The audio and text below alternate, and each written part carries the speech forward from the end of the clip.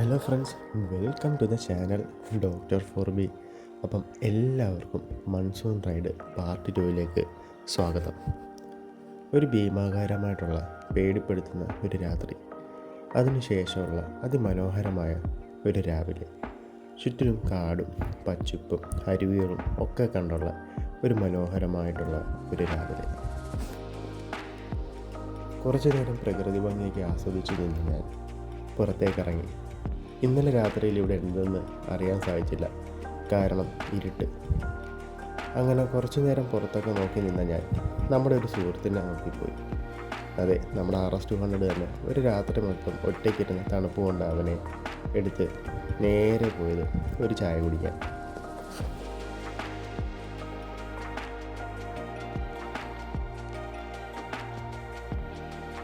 ചായ കുടിച്ചെങ്കിലും വിശപ്പ് ശമിച്ചില്ല. പിന്നെ ഒന്നും നോക്കിയില്ല. ഇവിടെ തൊട്ടടുത്ത് എവിടെ ഹോട്ടലുള്ളതെന്ന് തിരക്കിയിട്ട് ഞങ്ങളിപ്പോൾ അങ്ങോട്ട് പോയിക്കൊണ്ടിരിക്കുകയാണ്. എന്തെങ്കിലും ഒന്ന് കഴിക്കണം, എന്നിട്ട് റൈഡ് സ്റ്റാർട്ട് ചെയ്യണം. ഈ കാണുന്ന കാഴ്ച ഒട്ടും പ്രതീക്ഷിക്കാതെയാണ് കഴിക്കാമെന്ന സ്ഥലത്ത് നിന്ന് അതിമനോഹരമായിട്ടുള്ള ഒരു കാഴ്ച. അങ്ങനെ കഴിച്ചു കഴിഞ്ഞ് ഞങ്ങളിപ്പോൾ നേരെ പോയിക്കൊണ്ടിരിക്കുന്നത് വട്ടവടയിൽ ആര് വന്നാലും മിസ് ചെയ്യാതെ പോകുന്നൊരു സ്ഥലം, ഹണി മ്യൂസിയം. അതെ, ഇവിടെ വന്നു കഴിഞ്ഞാൽ ഏറ്റവും അടുത്ത് പോയി കാണാൻ പറ്റുന്നൊരു സ്ഥലമാണ് ഹണി മ്യൂസിയം.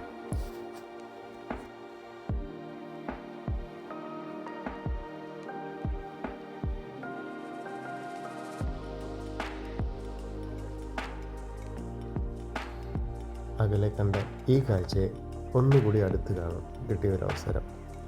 പിന്നെ ഒന്നും നോക്കിയില്ല, ബൈക്ക് അവിടെ നിർത്തി കുറച്ച് വീഡിയോസൊക്കെ ഷൂട്ട് ചെയ്തിട്ട് നേരെ ഹണി മ്യൂസിയത്തിലേക്ക് പോകണം. അതാണ് അടുത്ത പ്ലാൻ.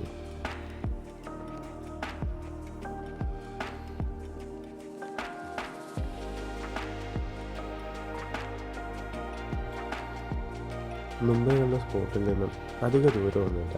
ഒരു ഇറക്കം ഇറങ്ങി ഒരു വളവ് തിരിഞ്ഞ് എത്തുന്ന സ്ഥലം ഹണി മ്യൂസിയം. അങ്ങനെ ഹണി മ്യൂസിയത്തിൽ ചെന്ന് നമ്മുടെ ബൈക്കൊക്കെ സേഫായിട്ട് പാർക്ക് ചെയ്തിട്ട് ഞാൻ അകത്തേക്ക് പോയി. ടിക്കറ്റ് എടുത്തതിന് ശേഷം നമുക്ക് എൻട്രൻസ് ആണ്. കയറി വരുന്നിടത്ത് ഇവിടുത്തെ സന്ദർശകരെ വെൽക്കം ചെയ്യാൻ വേണ്ടി 2 തേനീച്ചകൾ. അകത്തെത്തിയതും ഇതിനകത്തുള്ള ഒരു ചേച്ചി ഞങ്ങളുടെ അടുത്തേക്ക് വന്നു. അവർ ഈ ക്രാഫ്റ്റ് ചെയ്ത് വെച്ചേക്കുന്ന കാര്യങ്ങളൊക്കെ എന്തെന്നുള്ളത് ഡിസ്ക്രൈബ് ചെയ്തു. ഹണിയും അതിൻ്റെ ജീവിത രീതികളും ശൈലികളും, അതെങ്ങനെയാണ് ഈ തേൻ ഉൽപ്പാദിപ്പിക്കുന്നത് എന്നൊക്കെയുള്ള രീതികൾ, എന്നൊക്കെയുള്ള കാര്യങ്ങൾ ഞങ്ങൾക്ക് പറഞ്ഞ് മനസ്സിലാക്കി തന്നു.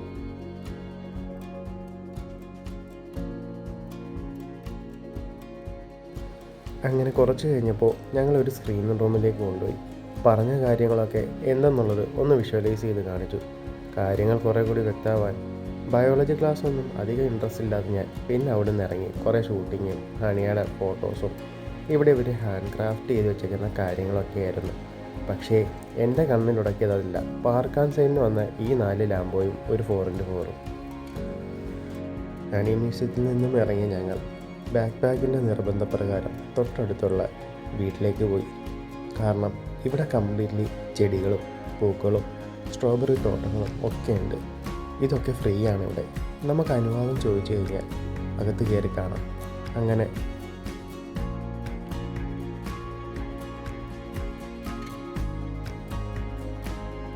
ഈ കാണുന്ന അമ്മൂമ്മയുടെയാണ് ഈ പ്രോപ്പർട്ടി. ഞങ്ങൾ അനുവാദം ചോദിച്ചു, കയറി കണ്ടോട്ടെ. അപ്പോൾ തന്നെ ഗ്രാൻഡഡ്. പിന്നൊന്നും നോക്കിയില്ല. എൻ്റെ മൈൻഡിൽ കുറേ കാര്യങ്ങൾ ഓടി നടന്നു. പണ്ട് എൻ്റെ വീടിൻ്റെ മുമ്പിൽ പൂക്കളും ചെറിയൊരു പൂന്തോപ്പും ഉറപ്പും ഉണ്ടായിരുന്നു. ഏകദേശം കുറച്ച് നാളിന് ശേഷം ഞാൻ പിന്നെ അതൊന്നും കണ്ടിട്ടില്ല. പിന്നെ കിട്ടിയ ഈ ഒരു അവസരത്തിൽ അതിനെയൊക്കെ കണ്ട് ഷൂട്ട് ചെയ്തു കുറച്ച് നേരം അവിടെ നിന്ന് ആ പ്രകൃതി ഭംഗിയൊക്കെ ഒന്ന് ആസ്വദിച്ചു. ഞങ്ങൾ വന്ന ഈ ഒരു ടൈമിൽ സ്ട്രോബെറി ഇല്ലായിരുന്നു, കാരണം മഴയുടെ സീസണല്ലേ. കുറച്ചുകൂടി ഉണക്കായെങ്കിൽ സ്ട്രോബെറി കൾട്ടിവേറ്റ് ചെയ്യാൻ പറ്റും എന്നാണ് അവർ പറഞ്ഞത്. എന്നിരുന്നാലും അന്നും ഇങ്ങോട്ട് ചെറിയ ചില്ലറ സ്ട്രോബെറികൾ കണ്ട ഞങ്ങൾ തൊട്ടടുത്തുള്ള പൂക്കളിലേക്ക് ശ്രദ്ധ ആകർഷിച്ചു. നമ്മുടെ ബാക്ക് പാക്കിന് പൂമ്പൊടിയും ഒക്കെ കാര്യങ്ങൾ ഭയങ്കര ഇൻട്രസ്റ്റഡ് ആണ്. എനിക്കാണെങ്കിൽ ഇതൊക്കെ കണ്ടു ഒന്നും മനസ്സിലാവുന്നില്ല, ഈ ഒരു ചെമ്പരത്തി അല്ലാതെ. അതിനുശേഷം ബാക്ക് പാക്ക് പോയി കുറേ കാര്യങ്ങളും ഒക്കെ ചോദിച്ച് മനസ്സിലാക്കി ആ അമ്മൂമ്മയുടെ കയ്യിൽ നിന്ന് കുറേ വിത്തൊക്കെ വാങ്ങി ഞങ്ങൾ അവിടെ നിന്നും സ്ഥലം കാലിയാക്കി.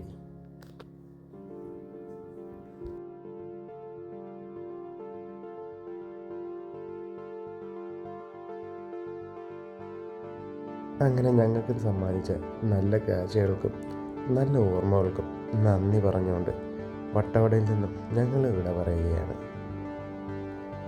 ഏകദേശം ഒരു 10-15 മിനിറ്റ് റൈഡിങ് കഴിഞ്ഞപ്പോൾ ഞങ്ങളൊരു സ്ഥലത്തെത്തി. ടോപ്പ് സ്റ്റേഷൻ എന്ന ഒരു ബോർഡും കണ്ടു. പിന്നെ ഒന്നും നോക്കിയില്ല. വഴിയിലുള്ള ഈ ആഹാരങ്ങളൊക്കെ കണ്ട് ഇതൊക്കെ ക്യാപ്ചർ ചെയ്ത് പയ്യെ ഞങ്ങൾ നടന്നു തുടങ്ങി ടോപ്പ് സ്റ്റേഷനിലേക്ക്.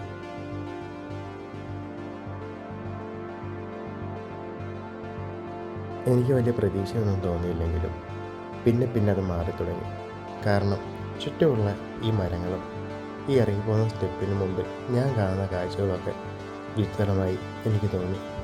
കാരണം ഇതൊക്കെ ഞാൻ കണ്ടിട്ടുള്ളത് ജംഗ്ഷൻ ഇമ്പാക്റ്റിലാണ്. ഒരു ജംഗ്ഷൻ ഇമ്പാക്റ്റ് പ്ലെയറിന് കുറച്ച് കാര്യങ്ങളൊക്കെ മനസ്സിലാവും.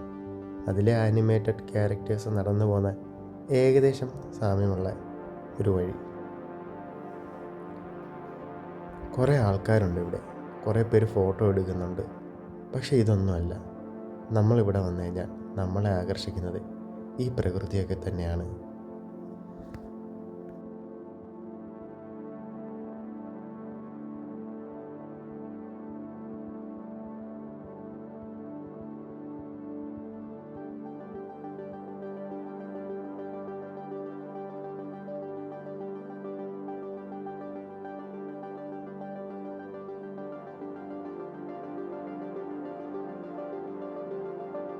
സമയം കുറേ കടന്നുപോയി.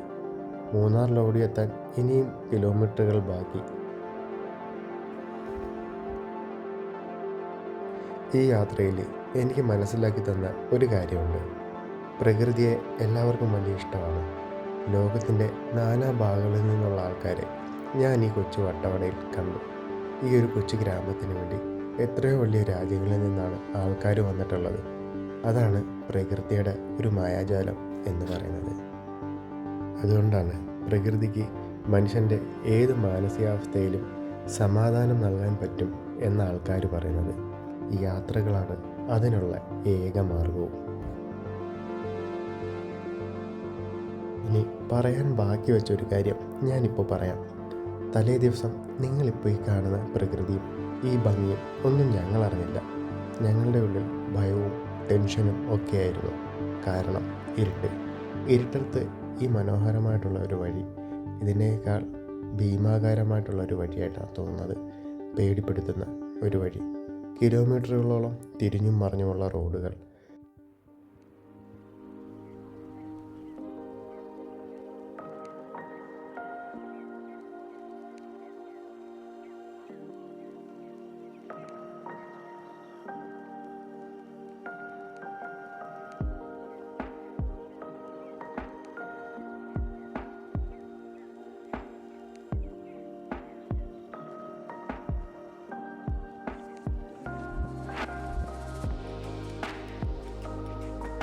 ഇന്നലെ ആരും ഇല്ലായിരുന്നു ഈ ഒരു വഴിക്ക്. ഞങ്ങൾ ഒറ്റയ്ക്ക്. ഒരു വഴി ചോദിക്കാൻ പോലും ഒരു കുഞ്ഞും ഈ ഒരു ഏരിയയിലില്ലായിരുന്നു. കാരണം ഇവിടെ താഴ്വാരവും കോഫി പ്ലാന്റേഷൻസും ഒക്കെയാണ്.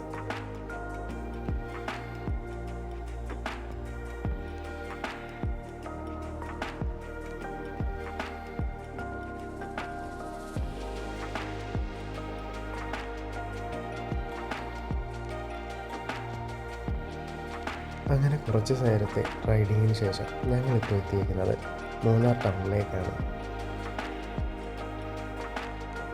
ഇനി ഇവിടെ നിന്നും നമ്മുടെ സ്റ്റേയിലേക്ക് പോകണം, ഫുഡ് കഴിക്കണം. പിന്നെ ഒരു പ്ലാനിങ് കൂടി ഉണ്ട്, ഒരു സിപ്പ് ലൈൻ അതും ചെയ്യണം.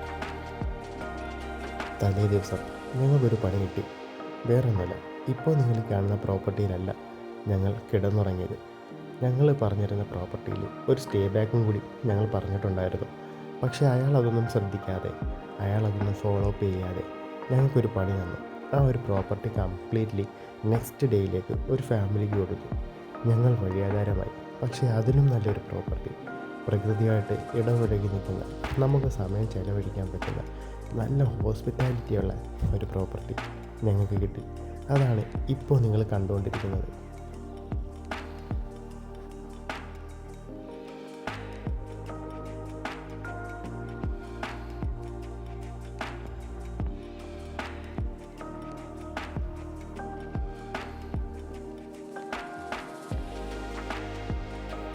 ഇപ്പോൾ ഞങ്ങൾ പൊയ്ക്കൊണ്ടിരിക്കുന്നത് ഇരവിപുരം നാഷണൽ പാർക്കിലേക്കാണ്. ഏതൊരു തവണ മൂന്നാർ വന്നാലും കാണണമെന്ന് ആഗ്രഹിക്കുന്ന ഒരു സ്ഥലം. പ്രകൃതിയും വരയാടുകളും ഒക്കെ കണ്ട് അവിടെ കുറച്ച് നേരം സമയം ചെലവഴിക്കാം. പക്ഷേ പോയി വരുന്നത് ഒരു ചടങ്ങാണ്. കാരണം ഇവിടെ നിന്നും റൈഡ് ചെയ്ത് ഇരവിപുരം നാഷണൽ പാർക്ക് അവിടെ ചെന്ന് ടിക്കറ്റ് എടുക്കണം. ടിക്കറ്റ് എടുത്ത് കാത്തു നിന്ന് ബസ് കയറി വേണം ഈ പറയുന്ന കാഴ്ചകളൊക്കെ കാണാൻ പോകാൻ.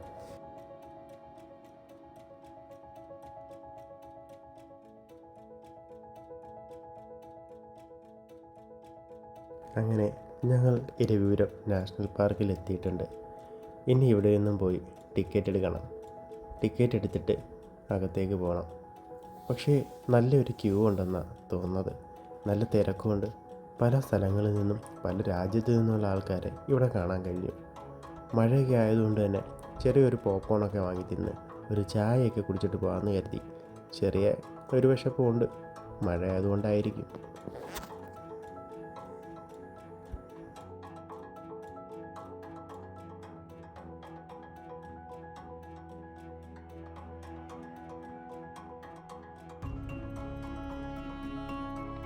അങ്ങനെ ഞങ്ങൾ കാത്തിരുന്ന് ഞങ്ങളുടെ ബസ്സെത്തി.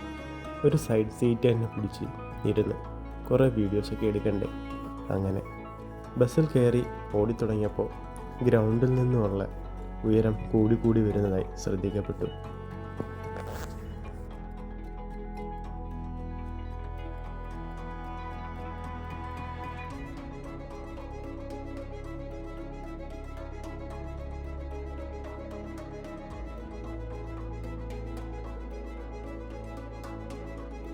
അങ്ങനെ കുറച്ച് നേരത്തെ കാത്തിരിപ്പിന് ശേഷം ഞങ്ങൾ ആ സ്ഥലത്തെത്തി.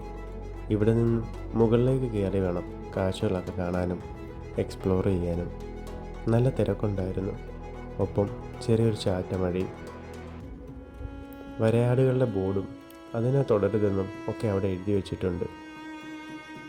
ദൂരെയുള്ള കാഴ്ചകൾ വ്യക്തതയില്ലായിരുന്നു, കാരണം കോട.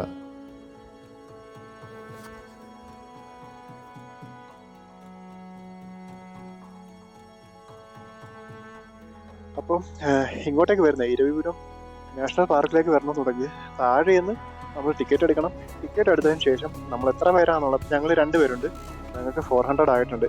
പിന്നെ ഇവിടെ നിന്ന് തിരിച്ചു വന്നിട്ട് വേണം അവിടുത്തെ നമുക്ക് കാണാൻ പറ്റാത്ത സ്ഥലങ്ങളിലെ ഒരു VR വീഡിയോസ് അവർ കാണിച്ചു തരാം.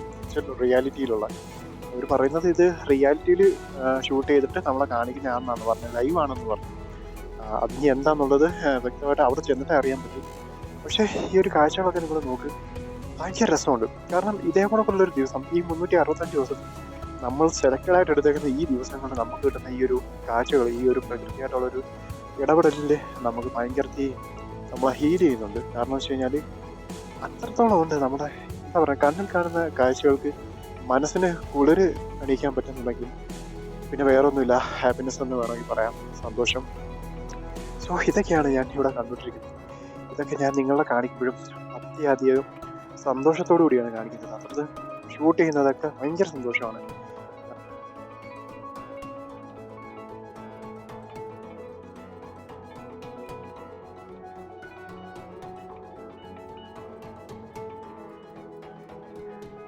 അവിടുന്നൊരു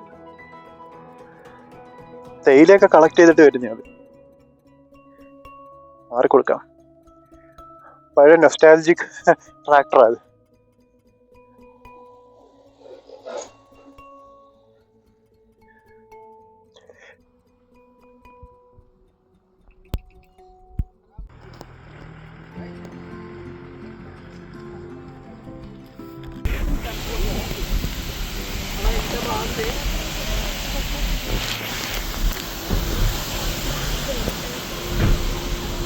അങ്ങനെ ഇരവിപുരം നാഷണൽ പാർക്കിലെ ആസ്വാദനത്തിനൊക്കെ ശേഷം ഞങ്ങൾ നേരെ റൂമിലേക്ക് പോയി. റൂമിൽ പോയെങ്കിലും ഒന്ന് കുളിച്ച് ഫ്രഷായി റൂമിലിരുന്നപ്പോൾ വീണ്ടും പുറത്തേക്ക് പോകാൻ.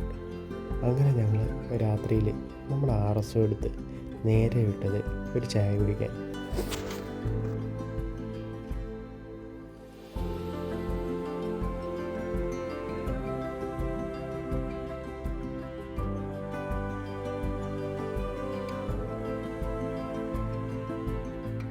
രാവിലെ തന്നെ റൈഡ് കണ്ടിന്യൂ ചെയ്യണം. എങ്കിൽ മാത്രമേ ഇന്നത്തെ ദിവസം തിരിച്ച് വീട്ടിലെത്താൻ പറ്റത്തുള്ളൂ. അങ്ങനെ രാവിലെ തന്നെ എഴുന്നേറ്റ് ഒരു ബ്രേക്ക്ഫാസ്റ്റും അടിച്ച് നേരെ റൈഡ് പോകാനുള്ള പ്ലാനിങ്ങിലാണ്.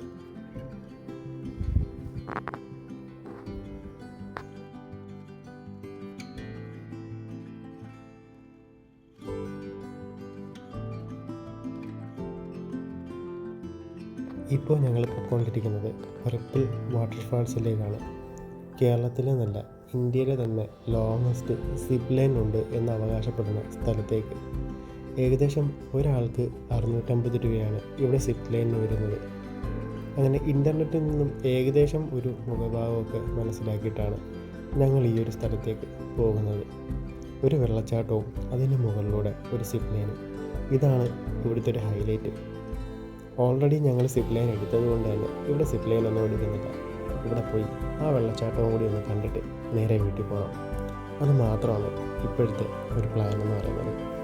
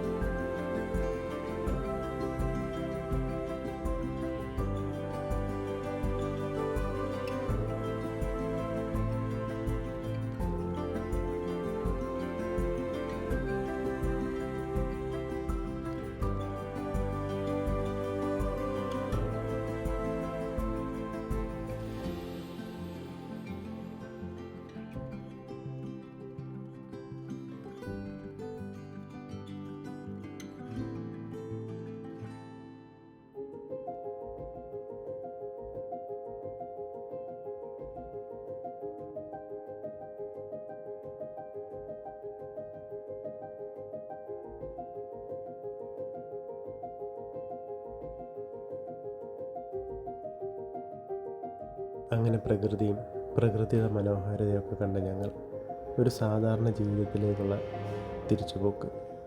ശുഭം.